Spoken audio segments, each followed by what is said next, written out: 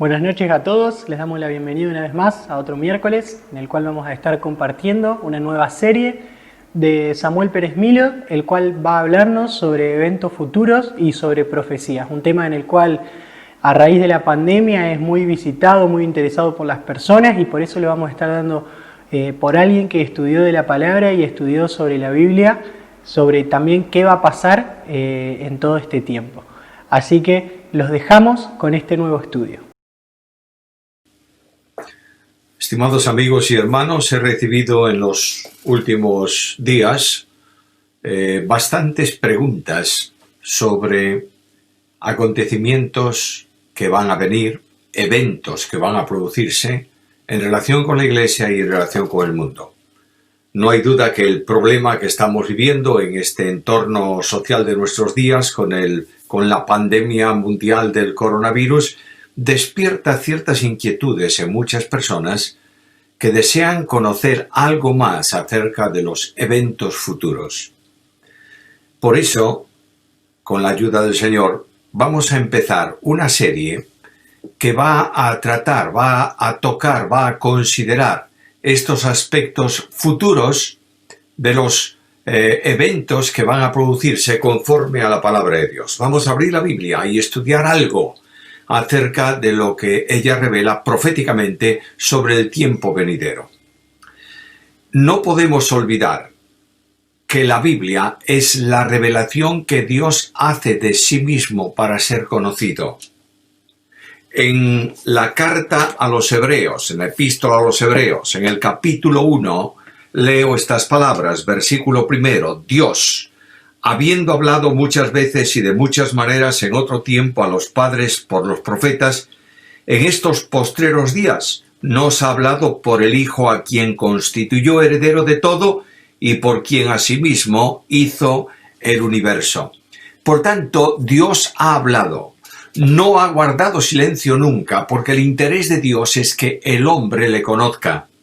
Jesucristo dijo que la vida eterna consiste en conocer al Padre y al Hijo. Dice literalmente en Juan capítulo 17, la vida eterna es que te conozcan a ti, el único Dios verdadero, y a Jesucristo a quien tú has enviado. De manera que el Dios de la gracia, de la bondad, de la misericordia, se revela. Y lo hace primeramente de una forma sencilla, yo diría simple, pero muy eficaz, muy eficiente, muy activa, muy real, por medio de la naturaleza. Pero de forma especial Dios ha dicho quién es, cómo es, qué quiere hacer, cuál es su proyecto, cómo quiere ser adorado y lo estableció a lo largo de los años en la palabra suya por medio de los profetas. No existen hoy revelaciones nuevas acerca de Dios. Dios envió a su Hijo Jesucristo, nuestro Señor, al mundo. Y nos dice el escritor de la carta a los Hebreos que el discurso definitivo de Dios se llama Hijo. ¿Queremos saber cómo es Dios? Miremos a Cristo. ¿Queremos saber cómo ama a Dios? Miremos a Cristo. ¿Queremos saber la omnisciencia de Dios? Miremos a Cristo. Desde que Cristo vino al mundo, Dios guarda silencio en cuanto a revelación personal sobre sí mismo. No así sobre acontecimientos que van a venir, sobre eventos futuros, sino específicamente sobre él. Quiero hacer una primera advertencia en un mundo lleno de interpretaciones subjetivas. Es enormemente fácil oír hoy, especialmente lamentablemente desde los púlpitos de las iglesias, que alguien diga, Dios se ha revelado a mí esta noche y me ha dicho que. Y yo voy a deciros ahora lo que Él me dijo, porque es palabra de Dios. Eso no es verdad. Dios se revela solamente por la Biblia. Y es el Espíritu de Dios que conduce a cada uno de los creyentes a una reflexión sincera y seria acerca de lo que Él es y de lo que Él quiere. Que le rindamos de forma de vida, de adoración, de reconocimiento. Y esto lo revela por su palabra. De modo que cuando yo estudio la Biblia, no importa lo que sea, No importa si tiene que ser el estudio de un salmo o tiene que ser el estudio de un pasaje histórico o tiene que ser una revelación profética. La Biblia es un libro que tiene que ser interpretado. Como tiene que ser interpretado, tenemos que preguntarnos, primeramente, ¿qué es la Biblia? Yo sé que todos o la mayoría de los que estáis viendo este estudio esta mañana, tenéis claro que la Biblia es la palabra de Dios. Y que esa palabra de Dios ha sido comunicada a los autores elegidos por Él a lo largo de los años. Y que el mensaje que esos autores humanos, a lo largo de más o menos 1400 años y unos 35 escritores diferentes, todo lo que ellos escribieron ha sido impulsado, comunicado por Dios y constreñido para hacerlo. De manera que cuando yo voy a la Biblia y pregunto cómo ha llegado a nosotros esta revelación admirable, el apóstol Pedro en el capítulo 1 de su segunda epístola y en el versículo 21 dice así: porque nunca la profecía fue traída por voluntad humana, sino que los santos hombres de Dios hablaron siendo inspirados por el Espíritu Santo. No es palabra de hombre, no es reflexión de hombre, no es filosofía humana, no es ciencia humana. La Biblia entera es la palabra de Dios.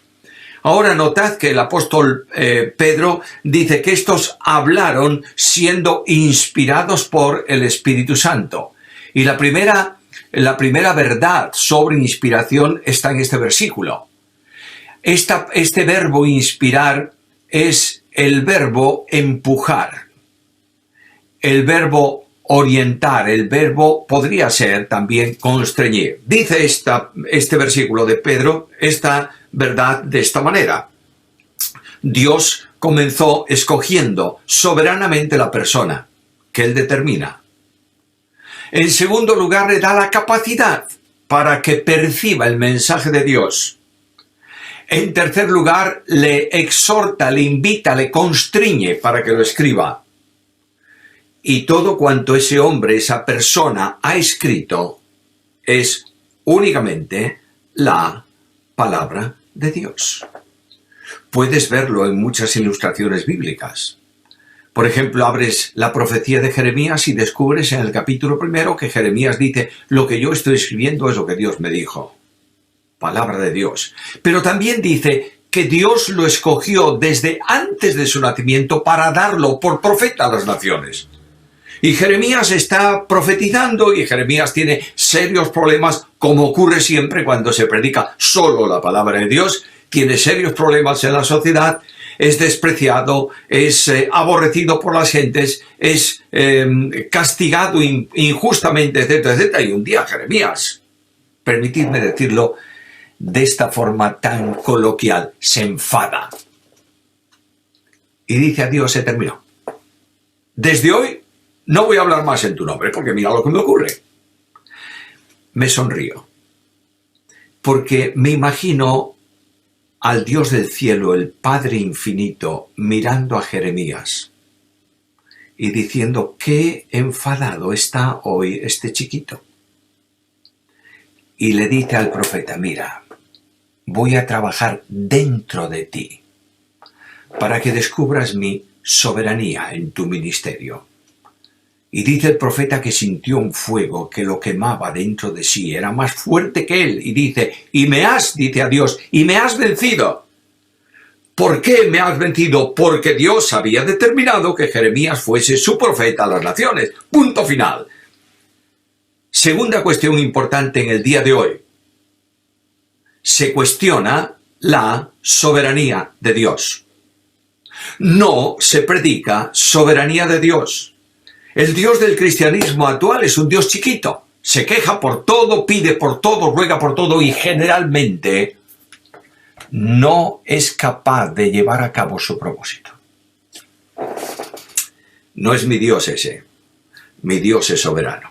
Y este soberano Dios estableció que la palabra suya fuese escrita, escogió hombres para hacerlo, le revela el mensaje, los conduce para que lo que escriban sea la palabra de Dios Y de pronto el apóstol Pablo habla de la consecuencia de ese escrito.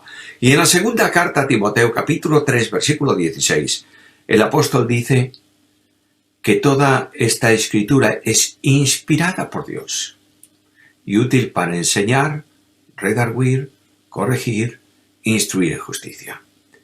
La palabra de Dios es inspirada, dice Pablo. Ahora, el verbo que utiliza Pablo no es el verbo que utilizó Pedro.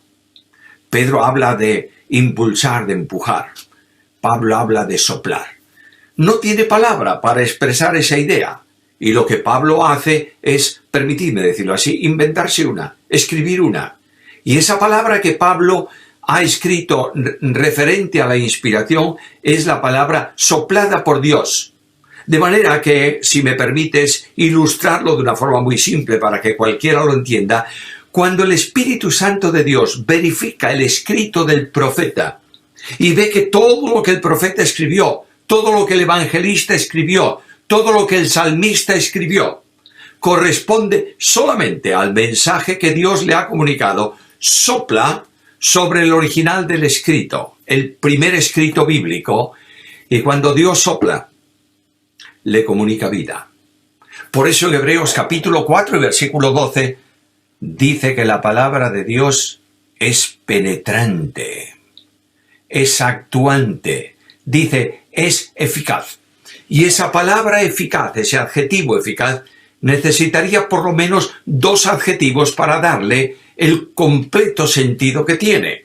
La palabra de Dios no solamente es eficaz porque actúa para lo que Dios la envía, sino que es eficiente. Porque tiene poder para convencer, para redarguir y también para condenar. Mis queridos hermanos, la Biblia es plenariamente inspirada por Dios, ¿lo crees? No solamente las ideas, como algunos por ahí dicen, no solamente ciertos conceptos, dejando al arbitrio del autor que escriba lo que le parezca mejor sobre otras cosas. Cristo dice que ni una jota, una iota, ni un tilde de la ley pasará. ¿Por qué? Porque es palabra de Dios. De modo que los signos más pequeños del escrito han sido soplados también por el Espíritu Santo y toda la Escritura, sin distinción alguna, es palabra inspirada de Dios. ¿Crees esto? Permíteme llevarte a una reflexión. Si creyéramos que la Biblia es plenariamente inspirada, la leeríamos más, la estudiaríamos más, la amaríamos más, la predicaríamos más y sobre todo viviríamos más conforme a esa Biblia. Ahora, la Biblia es un libro de muchos estilos literarios. Al principio tenemos 5 libros que le llamamos el Pentateuco, se le llaman el Pentateuco, no solamente Pentacinco, sino que habla de estuches, como si estuviesen guardados en 5 estuches. Son los libros de Moisés únicos de ese género en la Biblia. Después vienen los libros históricos. Selección divina de la historia humana. Luego los libros poéticos. Después los proféticos. Luego los 4 evangelios del Nuevo Testamento. El libro histórico bisagra, que es el libro de Hechos. Las epístolas de Pablo, las epístolas de Pedro, las epístolas de Juan, Santiago, Judas, Hebreos. Y finalmente concluye con una panorámica profética admirable en el libro de Apocalipsis.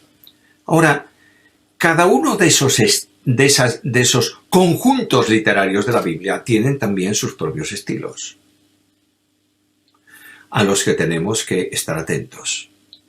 La mejor manera de interpretar cualquier escrito es la interpretación histórico, gramático, literal.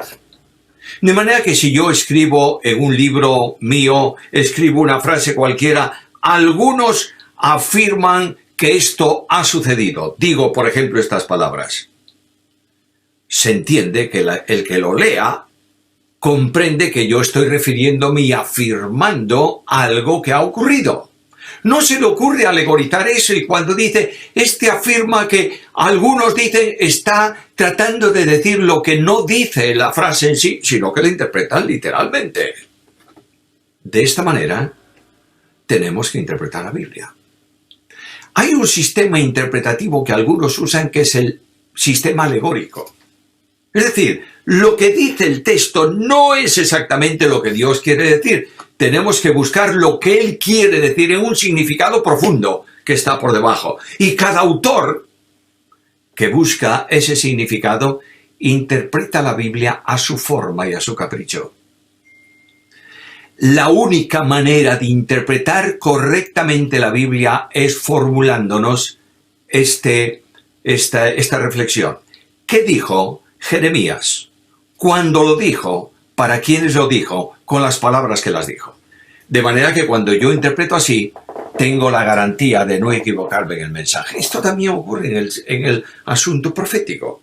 La profecía debe ser interpretada literalmente siempre y cuando no tenga alguna figura de lenguaje que no me lo permita interpretar así. Pongo un ejemplo, no de la profecía solo, sino de los salmos. Por ejemplo, el que habita al abrigo del Altísimo morará bajo la sombra del Omnipotente. Bueno, ¿qué es eso de abrigo del Altísimo? Una figura de lenguaje. El que vive amparado, cobijado por Dios, estará exento de cualquier tipo de dificultad porque está a su sombra.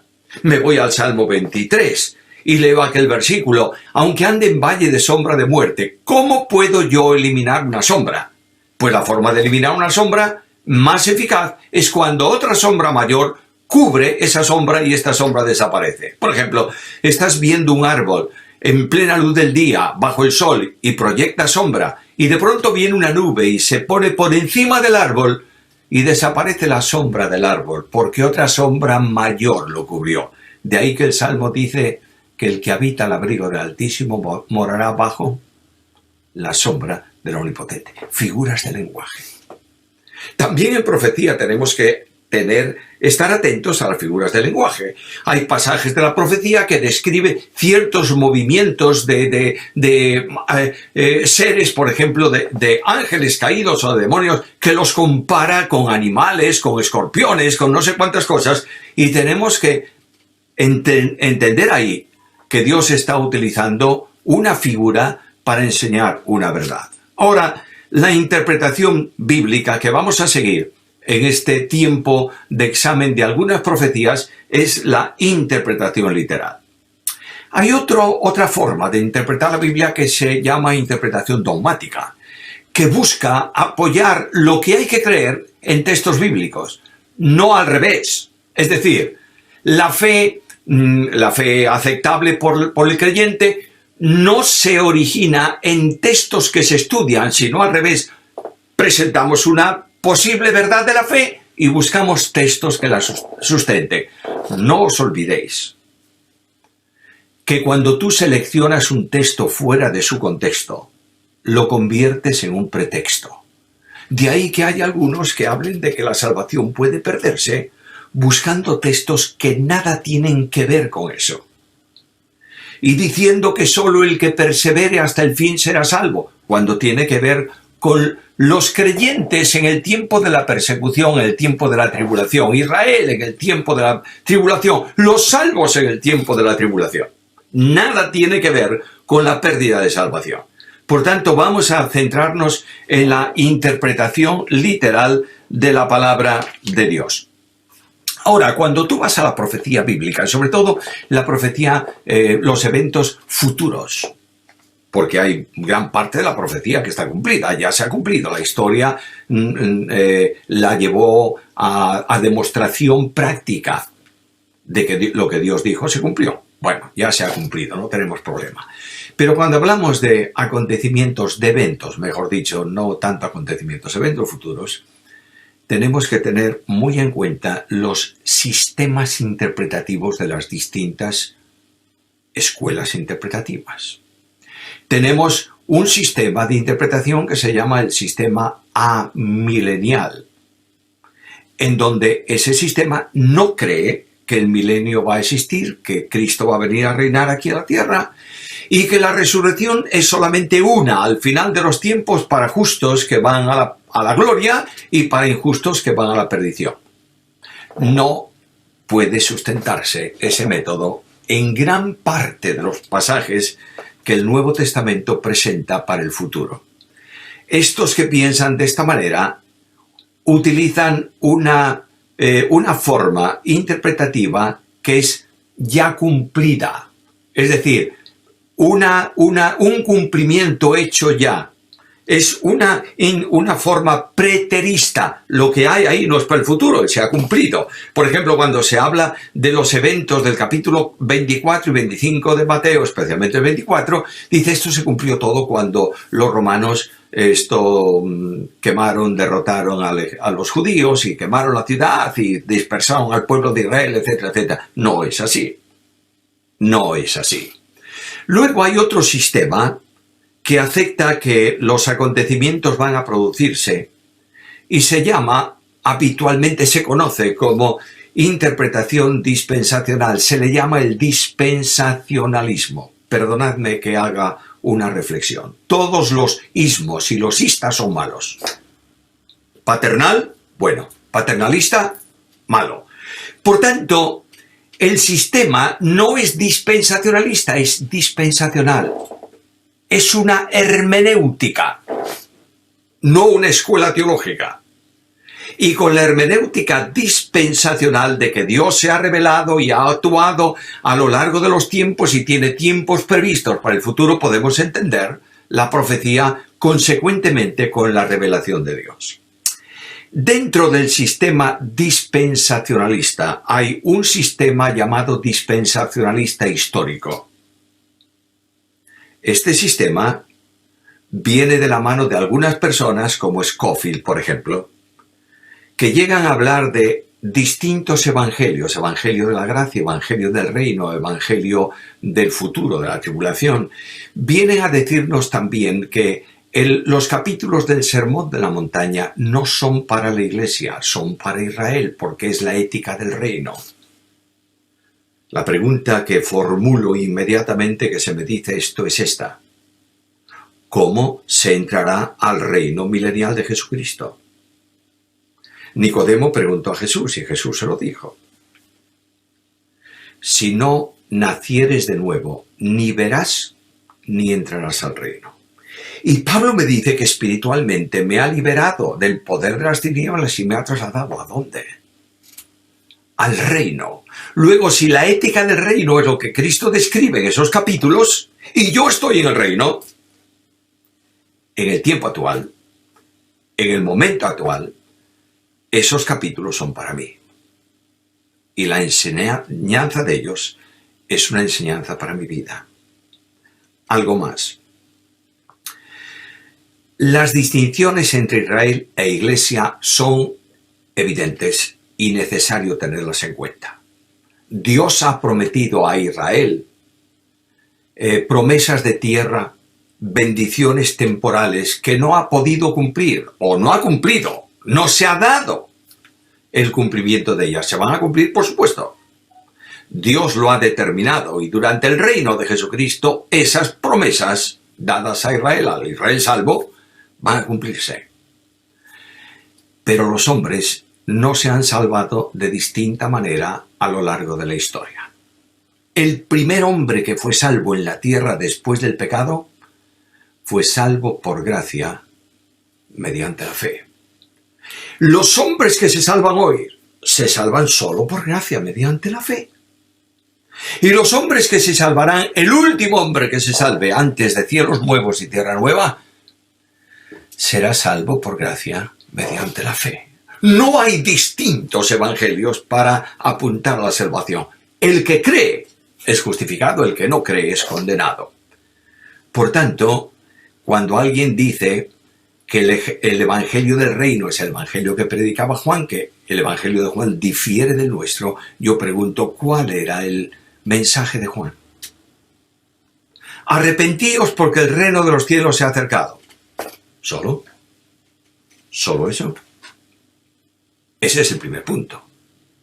El segundo punto es este: he aquí el Cordero de Dios que quita el pecado del mundo. ¿Es tu evangelio y el mío o no? Sí, porque el evangelio de la Biblia es un evangelio eterno. De la misma manera que el plan de salvación es eterno, que Dios lo realizó y programó antes de ninguna acción suya, antes de que nadie de la Trinidad se exteriorizase, Dios determinó solidariamente salvar al pecador. El evangelio que proclama ese mensaje es también un evangelio eterno, porque sale de Dios y no de los hombres. Ahora, dicho todas estas cosas, tendríamos que ocupar todavía un tiempo más, pero voy a concluir esta introducción al estudio de la profecía, indicándoos que la profecía se estudia no para saber cosas del futuro, sino para vivir a la luz de la esperanza. La profecía es esencialmente una panorámica que el Dios de la historia da de lo que va a acontecer. El Dios de la Biblia es el Dios de la historia. Está sentado en su trono y ejerce soberanía y autoridad. Y el Dios de la Biblia conduce la historia conforme a su propósito y para su plan. Lo veremos cuando hablemos de los imperios que ha habido en el mundo. Y en este momento el Dios de la Biblia sigue sentado en el trono y sigue determinando la historia y sigue orientándonos y dándonos una panorámica de lo que va a suceder. Pero no hay señales para cuando la Iglesia sea trasladada a la presencia de Dios. Las señales son para Israel y para las naciones, no para la Iglesia. Algunos están, perdonadme la expresión, dispensadme, palabras un poco enfáticas, algunos están locos buscando señales. ¿Y sabes qué va a ocurrir? Va a venir el Señor, los va encontrando buscando señales en lugar de estar esperándolo a Él. Hermanos míos, si la Biblia se estudia para conocer más acerca de cómo vivir consecuentemente con ellas, es una bendición. Si se estudia para saber más cosas y para descubrir asuntos técnicos, hemos perdido el tiempo. Toda teología que calienta el cerebro y deja frío el corazón no es una buena teología. Pido al Señor su ayuda sobre este estudio y espero veros en la próxima ocasión.